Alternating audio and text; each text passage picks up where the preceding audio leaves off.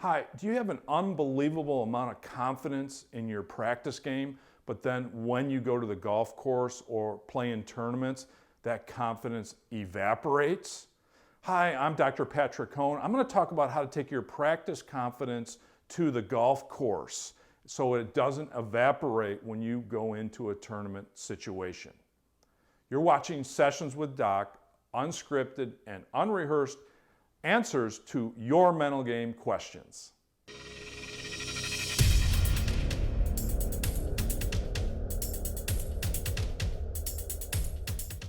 Here's the question I received from John. He said, I play golf and my confidence is usually high when I practice. But when I go to play around for score in a tournament, I tend to doubt myself often and feel I can't hit my shots as well as I can in a practice situation. How do I take my practice confidence to tournaments? So this week, we're continuing to talk about confidence in this series. And John brings up an interesting point about how athletes tend to have a high level of practice confidence, but when they go to tournaments or game time, they tend to doubt themselves. So part of improving your confidence is not only about proactive confidence, which I talked about last week, but it's also about understanding your personal confidence killers. Okay, what do I mean by that? Confidence killers are things like self-doubt. When you go and you play in a tournament, you look at the competitors, you intimidate yourself, and then you feel doubt about being able to play well in that particular situation. Other confidence killers that we talk about are high expectations. When you can't reach those high expectations, you tend to question your own abilities and say, well, why aren't I performing up to those high expectations or my standards, what I should be able to perform up to? I call those the shoulds and the shouldn'ts. Comparing yourself to other athletes or other competitors is another confidence killer.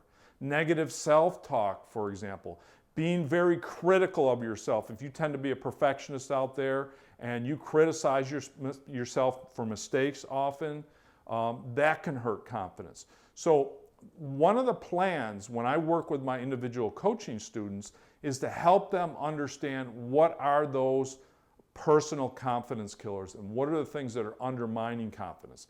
Because I get the question all the time, well, how do I improve my confidence? You have to start from the perspective of, how are you hurting your confidence? That's a big part of the confidence equation. Because you would think after years and years of practice and play that your confidence would naturally just go on a nice high climb, right? But it doesn't for a lot of athletes. It goes up and down primarily because of the confidence killers.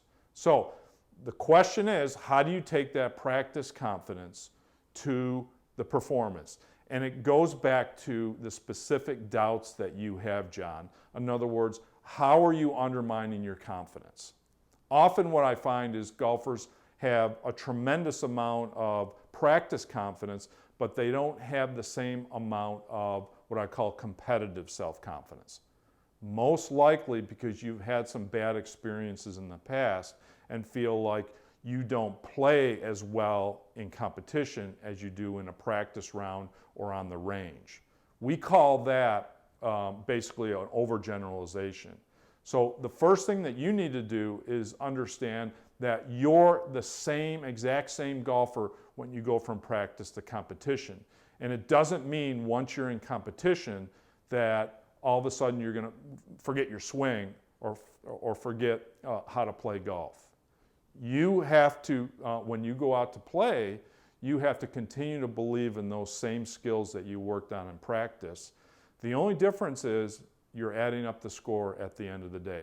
Go out and play one shot at a time, pick your targets carefully, and go ahead and trust your swing, just like you do in a practice situation, and don't attach any consequences to the outcome of your shots.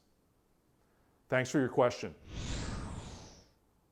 Hey, if you have a question for us, please jump over to peaksports.com and click on Contact Us and send us your question. We'll be sure to read all the questions that come in. I can't promise a video response in Sessions for Doc, but we do read them all.